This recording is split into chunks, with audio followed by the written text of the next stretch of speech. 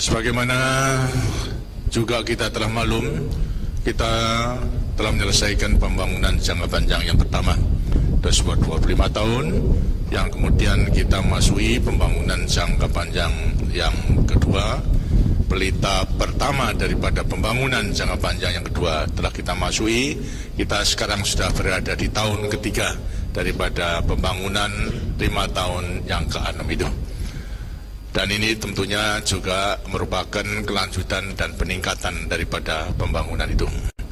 Seperti tadi telah saya katakan, sebenarnya untuk mencapai masyarakat adil dan makmur berdasarkan Pancasila, terus makmur dalam keadilan, adil dalam kemakmuran, yang diamanatkan oleh Undang-Undang Dasar 45 dan menjadi cita-cita perjuangan kita, sudah kita usahakan sejauh mungkin agar supaya benar-benar cita-cita itu akan bisa kita capai. Tapi sadar, tidak mungkin cita-cita itu kita capai dengan sekaligus, tapi harus secara bertahap itu, dan dengan perencanaan yang teratur dan tertib. Tidak bisa kita akan mengharapkan begitu punya keinginan segala sesuatunya terjadi. Mempunyai rencana yang baik terus bisa dikerjakan, tidak. Semuanya harus kita timbang-timbang baik-baik agar supaya perencanaan itu yang realistis, artinya sesuai dengan keadaan. Kita telah menentukan pembangunan manusia seutuhnya dan pembangunan masyarakat. Berarti masyarakat Indonesia secara keseluruhannya. Dan kita telah menentukan pula tumbuhan daripada pembangunan ialah trilogi pembangunan: stabilitas nasional, pertumbuhan, dan pemerataan. Kita tidak hanya mengejar pertumbuhan, tapi sekaligus pemerataan dalam menuju pada keadilan. Pada sesuatu adil dalam makmur, makmur dalam keadilan. Dan untuk mengikut sertakan seluruh daripada rakyat, fakta atau kenyataan daripada pelaksanaan program ini dengan tujuan agar supaya tidak ada satu desa pun yang tidak melaksanakan pembangunan, yang jumlahnya 65.000. Maka sejak semula kita telah melaksanakan apa yang kita sebut program Inpres Desa, das pelaksanaan pembangunan dengan melewati instruksi Presiden daripada dana yang diberikan oleh anggaran langsung kepada daerah dan langsung kepada desa. Inpres desa kita berikan, Inpres kabupaten kita berikan, Inpres daerah tingkat 1 kita berikan, seluruhnya itu kita berikan seluruh Indonesia. Inpres SD kita berikan, Inpres puskesmas juga kita berikan, Inpres obat-obatan kita berikan, dan lain sebagainya. Ini adalah semuanya dalam program pemerataan daripada keseluruhan pembangunan, sehingga kenyataannya tidaklah ada desa pun yang sebenarnya tidak melaksanakan pembangunan. Akan tapi hasilnya bagaimana? Dalam rangka mengurangi kemiskinan selama 25 tahun belum keseluruhannya bisa teratasi. Baru menurunkan saja. Kalau dulu permulaan pembangunan yang miskin dari 100 orang itu 60 yang miskin. Tapi setelah 25 tahun dari 100 orang masih 14 yang miskin. Belum keseluruhannya bisa kita walaupun itulah kita usahakan. Begitu pula daripada hasil pembangunan, ternyata bahwasanya di kawasan Indonesia bagian barat berhasil lebih maju daripada kawasan Indonesia bagian timur. Apa sebabnya?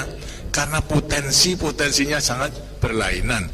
Yang sekarang digambarkan sebagai kesenjangan antara barat sama timur, ya seolah timur itu anak tirikan, tidak diperhatikan. Sebenarnya tidak demikian, semuanya diberikan yang sama, tapi karena sebenarnya potensinya adalah sangat berlainan.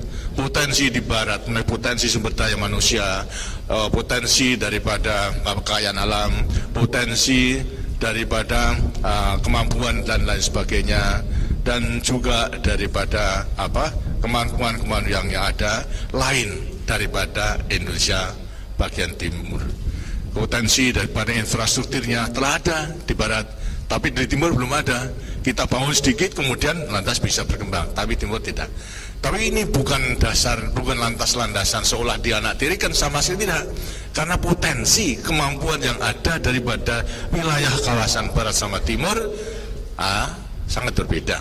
Namun demikian, setelah kita ketahui sekarang ternyata masih ada 14% yang hidup di bawah garis kemiskinan, dan di antara 65.000 masih 22.000 desa yang tertinggal, ternyata sebagian di Indonesia Timur.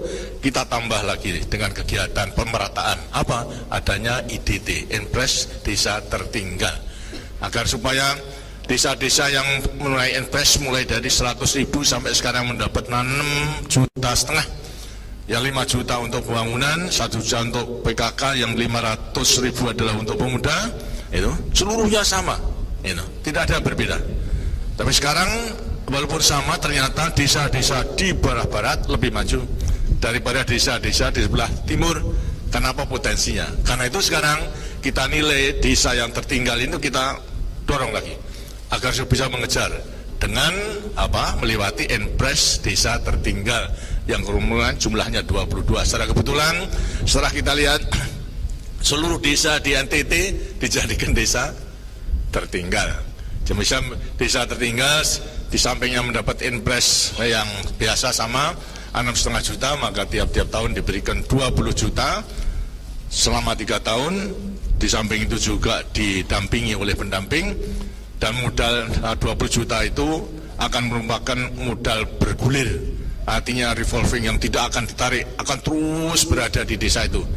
Dan dari sedikitnya adalah 60 juta di desa itu yang akan merupakan modal terus berada di desa itu. Dan tidak ada penarikan, tidak ada beban bunga dan lain sebagainya. Tapi dikelola oleh masyarakat di desa agar supaya desa tertinggal, apakah kurang infrastrukturnya, kurang keterampilan daripada desa penduduknya bisa ditingkatkan. Karena itulah perlu adanya pendamping untuk dapat memanfaatkan, walaupun sebenarnya tidak banyak 60 juta, tapi kalau kita hitung di desa kan juga banyak, itu tidak sedikit. Soalnya sekarang tinggal cara memanfaatkan daripada uang tersebut. Ini merupakan wujud daripada pemerintah, usaha pemerintah dalam rangka melaksanakan pemerataan daripada pembangunan menuju pertumbuhan yang memanfaat pula stabilitas nasional yang telah kita capai ini.